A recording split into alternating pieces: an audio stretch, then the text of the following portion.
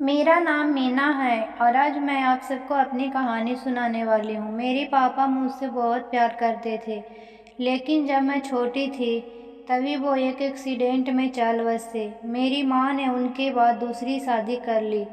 सच बताऊँ तो मैं नहीं चाहती थी कि मेरी मम्मी ऐसा करे, लेकिन उस समय अकेली औरत, छोटी बच्ची, इसलिए मेरी माँ ने शादी की। मुझे मेरे सौतेले पिता बिल्कुल पसंद नहीं थे। मैं उन्हें अपने पापा भी नहीं कहती थी। मम्मी ने कई बार कहा कि यही तुम्हारे पिता है, यही सच है, लेकिन मैंने नहीं माना।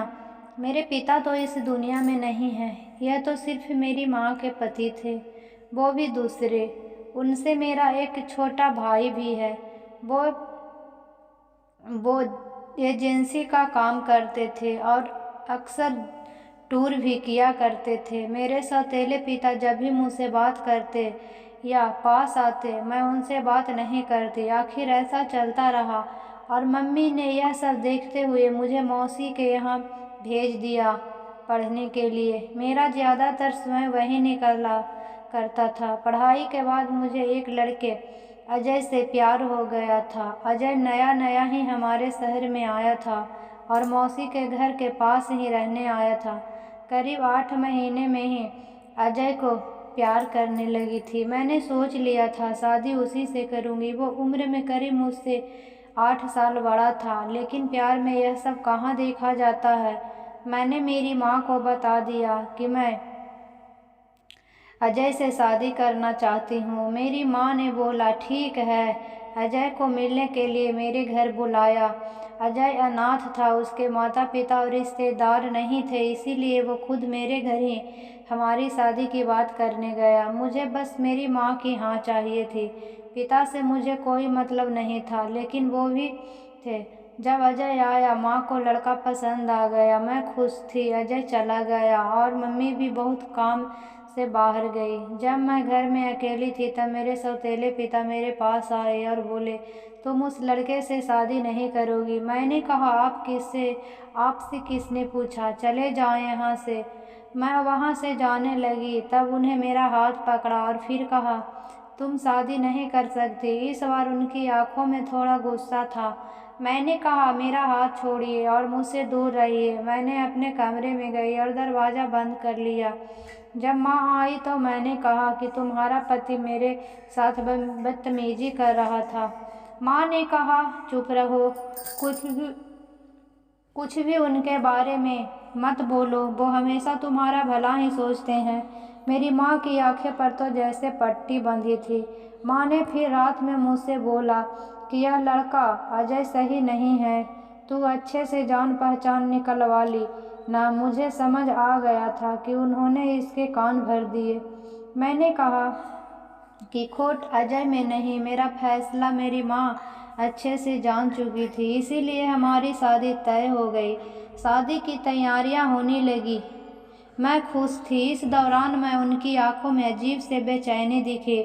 मुझे साफ दिखाई दे रहा था कि वो नहीं चाहते थे कि मेरी शादी हो। आखिर कौन बाप ऐसा सोचेगा, लेकिन वो पिता नहीं थे। आखिरकार शादी का दिन आ गया। सुबह मैं अकेले अजय से छत पर बात कर रही थी। जैसे ही मैंने फ़ोन रखा, मेरे मुंह पर किसी ने पीछे से रुमाल रखा और मैं भी होश हो गई। जब मुझे होश आया तब मैं एक कमरे में बिस्तर से बंधी थी। मेरा मुंह भी बंद था। मेरी शादी वाले दिन मुझे यहाँ कौन उठा कर लाया। थोड़ी देर बाद कमरे का दरवाज़ा खुला और सामने मेरे सौतेले पिता। उन्होंने मेरे साथ यह किया था, पर आखिर वो मुझे यहाँ क्यों उठा कर लाए। मुझे वो पसंद नहीं थे, लेकिन वो इस हद तक गिरे हैं मुझे पता नहीं था। ऐसा तो मैंने उनके बारे में नहीं सोचा था। मैं यही सब सोच रही थी तब वो बोले, तुम्हारी शादी उस लड़के से नहीं होने दूंगा। वो खाना लेकर आए थे। उन्होंने मेरा मुंह खोला। मैंने कहा, क्या चाहते हो तुम? मेरी शादी से इतने परेशान क्यों हो? मुझे यहाँ बांध कर रखा है, यही तुम्हारा असली चेहरा है। मेरी आवाज़ तेज होते देख उन्होंने मेरा मुंह वापस बांध दिया। आज रात मेरी शादी थी और रात को मैं यहाँ इस कमरे में बंद हूँ। मेरे आंखों से लगातार आंसू निकले जा रहे थे। मैं सोच रही थी सारी गलती माँ की है जो इस आदमी से शादी कर ली। रात को फिर वो मेरे कमरे में आए। इस बार कमरे में आते ही कहा कि आज शादी थी, लेकिन मैं नहीं चाहता कि तुम उस लड़के से शादी करो। वो लड़का झूठा है, फ्रॉड है, तुम्हें धोखा दे रहा है। वो पहले से शादीशुदा है। तुम मेरी बात मान नहीं रही थी, इसीलिए मैं तुम्हें यहाँ इस तरह लाना पड़ा। लेकिन तुम्हारे भले के लिए मैं कुछ भी करूँगा। मैं 4 साल पहले जब शहर से बाहर कुछ काम से गया था, तब मुझे यह लड़का होटल में एक लड़की के साथ दिखा था। मुझे इसलिए याद है क्योंकि वो लड़की मेरे जानने वाले दोस्त की जानती थी। उस समय उसने उससे बात की थी, तब भी वह चुप था और मुंह छिपा रहा था। जब तुम उसे घर लाई तो मुझे लगा यह वही है, इसीलिए मैंने तुम्हें मना कर रहा था। मैं जानता हूँ तुम मुझे अपना बाप नहीं मानती, लेकिन मैं तुम्हें हमेशा बेटी ही माना है और मैं वही करूँगा जिसमें तुम्हारी भलाई हो।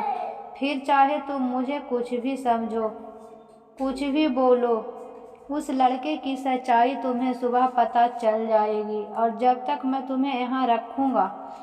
और वहाँ से दरवाज़ा बंद करके चले गए। सुबह वो वापस आए, साथ में माँ भी थी। माँ ने पहले आते ही मेरे हाथ से मुंह खोला। मैं मम्मी से कहा कि देखो इस आदमी ने क्या किया। अभी तक मुझे उनकी बातों पर रद्दी भर भी विश्वास नहीं था, लेकिन फिर दरवाजे से एक और औरत आई। उसके हाथ में एक छोटा बच्चा भी था। वो औरत बोली कि यह सही बोल रहे हैं, वो आदमी धोखेबाज है, उसने तो मुझे धोखा दिया। वो अनाथ नहीं है, उसके घर वाले भी हैं। मेरे सामने वो खड़ी, वो औरत, उसका बच्चा, मेरी माँ, इन सबको देखकर मुझे भी अब यकीन होने लगा था।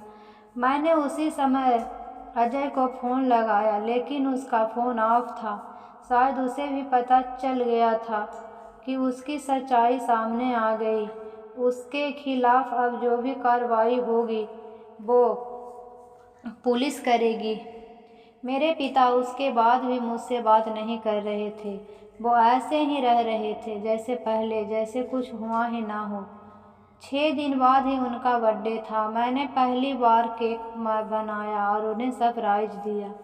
उन्हें बोला हैप्पी बर्थडे पापा। मेरे इस ऐसा बोलते ही उनकी आंखों में आंसू आ गए।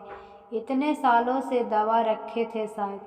बोले बेटा बस अब मुझे ज़िंदगी से कोई शिकायत नहीं, अब मुझे कुछ नहीं चाहिए। तुम मुझे पापा कहा, बस इतना ही सुनना चाहता था।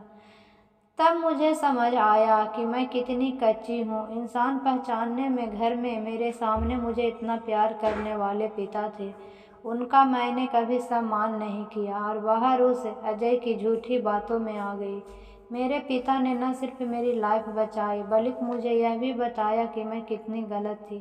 तो दोस्तों, कहानी अच्छी लगी तो चैनल को सब्सक्राइब करें और वीडियो को लाइक करें।